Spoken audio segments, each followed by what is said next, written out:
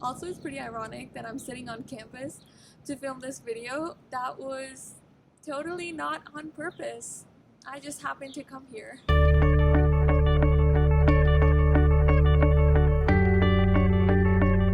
Hey guys, welcome back to my YouTube channel. I am so happy to see you here. My name is Simran and I make videos on pretty much anything and everything that I find interesting and I think is worth sharing. Today's video is all about lessons that I wish I knew before starting university. For those of you who don't know me, I'm a third year computer science student at the University of Waterloo. So you can say that I have a few years of experience under my belt and I've had about a couple years to reflect on all of the things that I wish I knew before starting university. Anyway, without further ado, let's get right into it. Number one, your grades will probably fall from high school. I wish I knew that it was completely normal and okay to have my average fall like 10%. It's okay if you're not getting the high 90s or hundreds anymore. You might be, that's great for you, but for a lot of students it's pretty common that their average ends up falling, and I think for me at least it became really stressful because I was so used to seeing those 90s, and somewhere along the way I just started associating my competence with those numbers, but that's not true. Just because you're getting lower marks doesn't mean that you're any less smarter than you were in high school. It's just the material has gotten harder. Also, in university, you're doing a lot more stuff than just studying. You're cooking, you're cleaning, you're living on your own, you're going out with your friends. It is important to do all of those things rather than to just prioritize academics, because if you do that, you're gonna be very stressed out. Like, personal story, first year, first semester of university, that's all I did. I didn't do anything else. It took a toll on my mental health. I can laugh about it now because it's 3 years later, but at that time it was not funny. I literally went home every weekend and I would cry to my mom and I would say I can't do this anymore.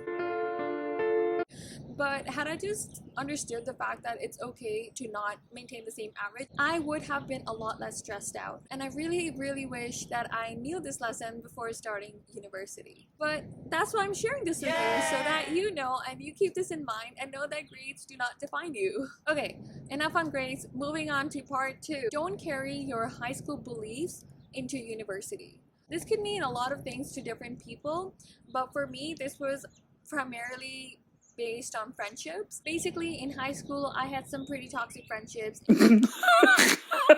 Before starting university, actually, I decided that I'm gonna make no friends in university because what's the point, you know? It's gonna be the same thing all over again. But I think that's one of the biggest things I regret about first year is that I came in with that mindset and I was pretty closed off to getting to know more people. High school is what, like 1,000 people, 1,500, 2,000 max if you come from one of the bigger cities. But university is 10 times bigger than that, and you're gonna have people coming from not only different provinces, not only different high schools, but different countries. So you really need to be open-minded to get to know a lot of people around you. These are the people who are going to become your support network, your friendships throughout university, and you're going to build amazing memories with them if you just let yourself do that. Just be yourself and you will find people that you resonate with. Okay, point number 3. Don't forget your family and friends back home. I think I'm still guilty of that. Like, when I get really busy in my life, I forget to call my parents, I forget to call my family. It's not the most optical thing to do. Optical? It's not the most optimal thing to do. There we go. Just remember that although it's hard for you, it's also hard for your parents and your family. Now, I'm not saying go home every single weekend, stay on the phone with them throughout the day. No, don't do that. You need to, learn to live in your new life too, but just call them once a day, have a nice chat, tell them about your day, and visit home once in a while. Basically, just don't forget the people that supported you before you came into university.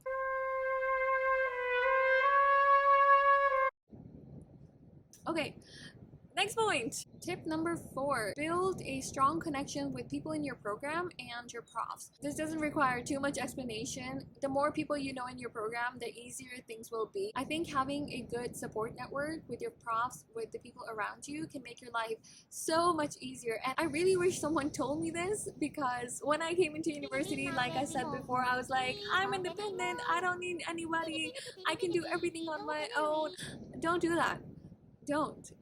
Having people in your program to work with, to study with, it's gonna literally cut down your workload in half. I study with more people and I get the same amount of work done that I did alone, but I do it in half the time. I have time to just go out and live and not study every single moment of my waking life. Anyway, same goes for having a good connection with profs. I think your professors are a really great resource to use, and you're paying a lot of money to use those resources, right? So go out and use them. And last but not least, tip number 5. Okay, so this one a lot of people might not agree with, but I think it's important to say it, so I'm just gonna say it anyway.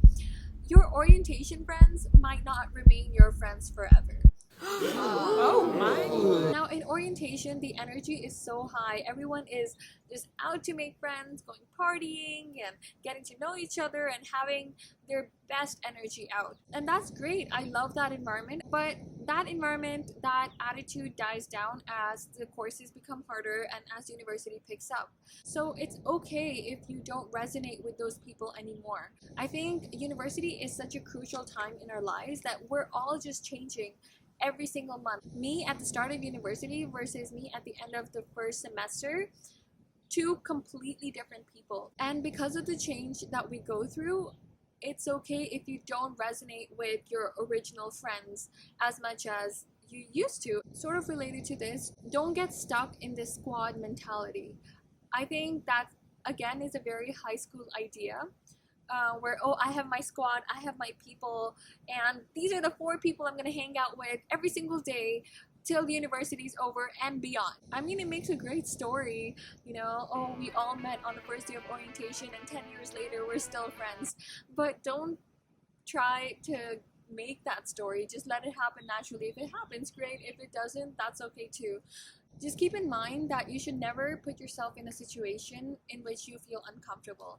So if that is being with old friends, if that is being in any sort of party or any sort of social situation, if you feel uncomfortable, if you don't feel good, if your gut is telling you to get out and do something else, listen to that. That is important. Okay, so those are all my tips for now. If you guys have any questions about starting university, residence life, campus life, computer science at Waterloo, or anything in general, don't hesitate to message me.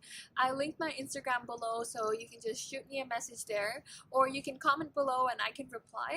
Thank you so much for watching this video. If you found it helpful, please hit the like button below, leave a comment, and don't forget to subscribe. Good luck on all of your journeys, and I will see you soon.